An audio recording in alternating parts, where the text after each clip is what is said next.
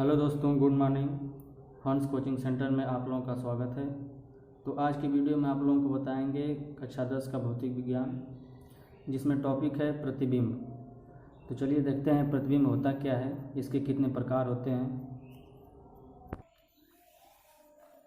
देखिए, प्रतिबिंब वस्तु के किसी बिंदु से चलने वाली प्रकाश किरणें, वस्तु के किसी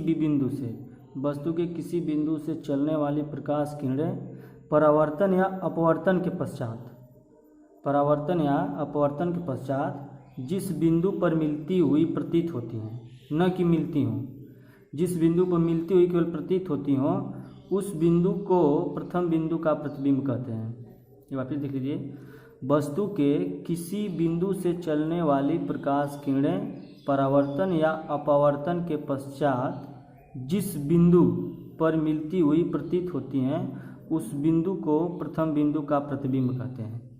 ठीक है, या कह सकते हैं कि जब किसी वस्तु को दर्पण के सामने रखा जाता है, तो दर्पण में उसकी आकृति बन जाती है।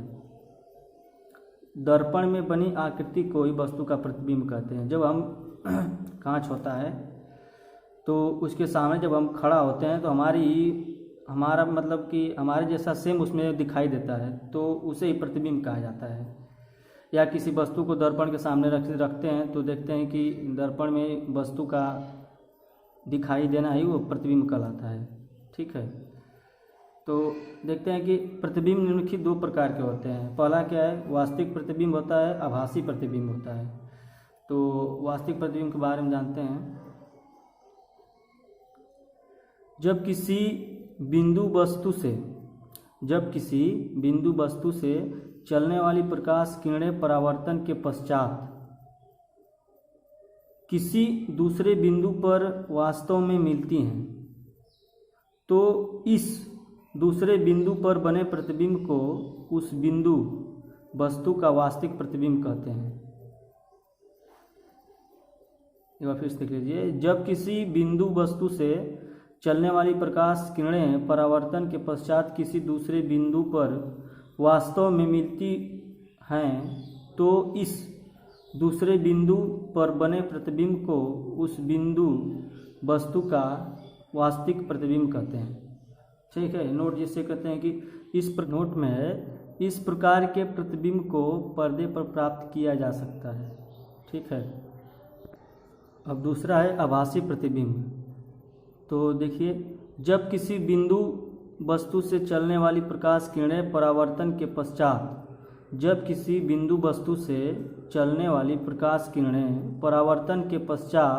किसी दूसरे बिंदु पर वास्तव में नहीं मिलती हैं, परंतु दूसरे बिंदु से आती हुई प्रतीत होती हैं, तो इस बिंदु पर बने प्रतिबिंब को उस बिंदु वस्तु का आभासी प्रतिबिंब कहते हैं। ठीक है, एक बार फिर से देख लीजिए, जब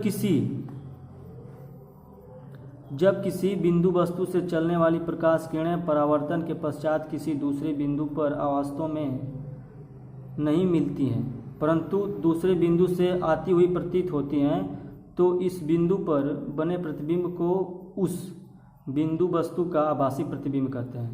नोट पॉइंट है कि इस प्रकार के प्रतिबिंब को पर्दे पर प्राप्त नहीं किया जाता है। ठीक है, इस प्रकार के प्रतिबिंब को पर्दे पर प्राप्त नहीं किया जा सकता है, लेकिन इसका फोटो लिया जा सकता है जरूर। बिंब हो गया। अब अगला टॉपिक है दर्पण। देखिए, दर्पण क्या होता है। यदि किसी चिकने पारदर्शी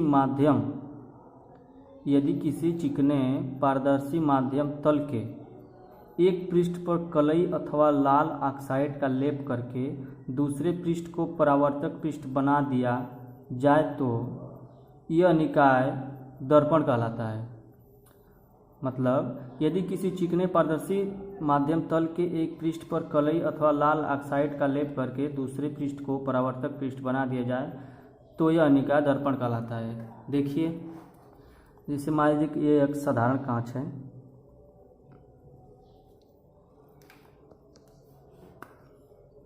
यह एक साधारण कांच है, मान लीजिए। ठीक है, इसको हम खड़ा कर देते हैं। एक साधारण कांच है। और इसके एक वाले भाग पे हम कलई कर देते हैं लाल ऑक्साइड का। देखिए मान लीजिए कलई कर दिया जा रहा है। तो कलई करने के बाद इसका एक भाग परावर्तक पृष्ठ बन जाता है। ये हो गया आपका परावर्तक पृष्ठ। परावर्तक पृष्ठ इसको मान लेते हैं परावर्तक पृष्ठ है। तो जब हम प्रकाश इस पर क्या करते हैं, डालते हैं, देखिए प्रकाश ये आ रहा है। अब परावर्तक पृष्ठ तो इससे टकराकर चला जाएगा, ये देखिए जा रहा है।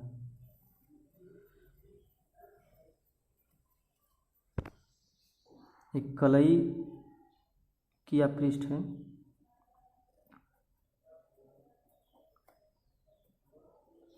कलई किया गया पृष्ठ। इसका ये मान साधारण कांच है, तो इसका एक भाग लाल ऑक्साइड से कलई कर दिया गया है और दूसरे भाग को हम परावर्तक पृष्ठ बना देते हैं इसमें। तो जब प्रकाश इस पर डालते हैं तो प्रकाश से टकराकर वापस उसी माध्यम चला जाता है। तो इस प्रकार का यह क्या हुआ, दर्पण हो गया। ठीक है। दर्पण को आकृति के अनुसार दो भागों में बांटा गया है। दर्पण को आकृति के अनुसार दो भागों में बांटा गया है।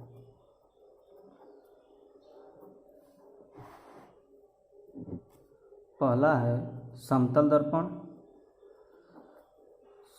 दर्पण, दूसरा है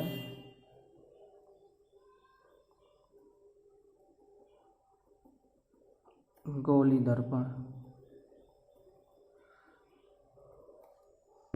देखते हैं पहला समतल दर्पण क्या होता है कि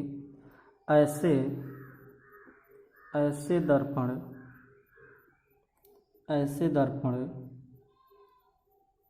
जिसका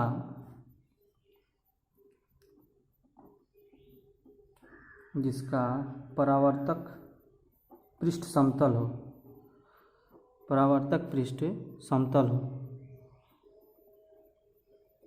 समतल हो या होता है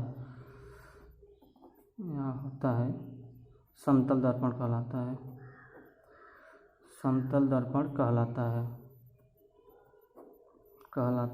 है। फिगर देख लीजिए इसका।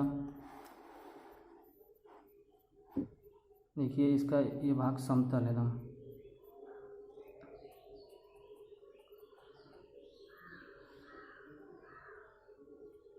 ये प्रकाश आ रहा है, टकराकर चला जा रहा है, समतल। देखिए दूसरा है गोली दर्पण। किसी कांच के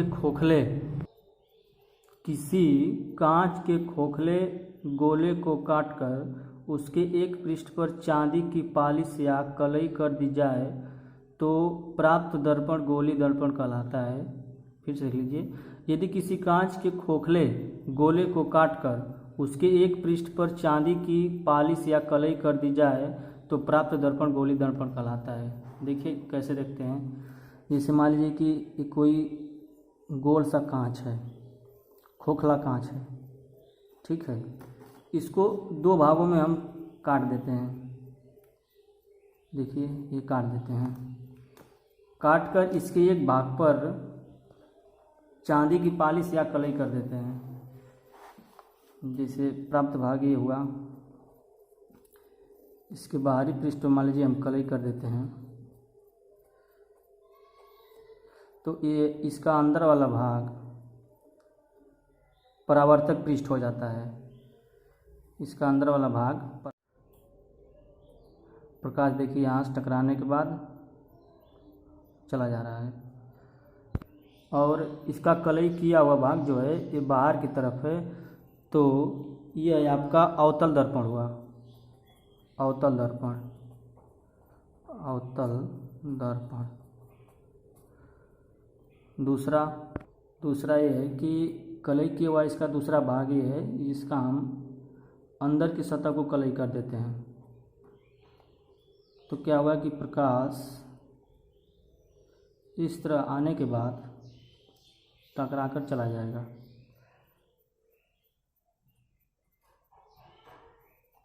ये हुआ उत्तल दर्पण। उत्तल दर्पण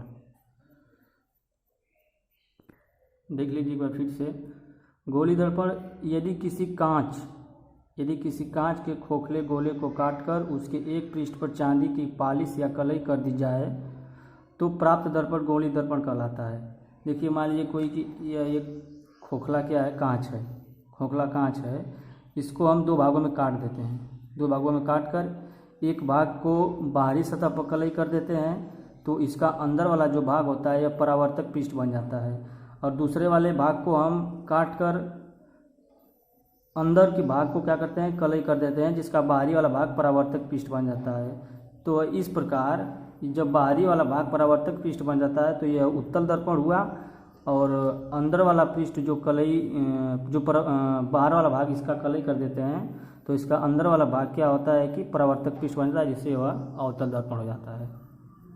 ठीक है।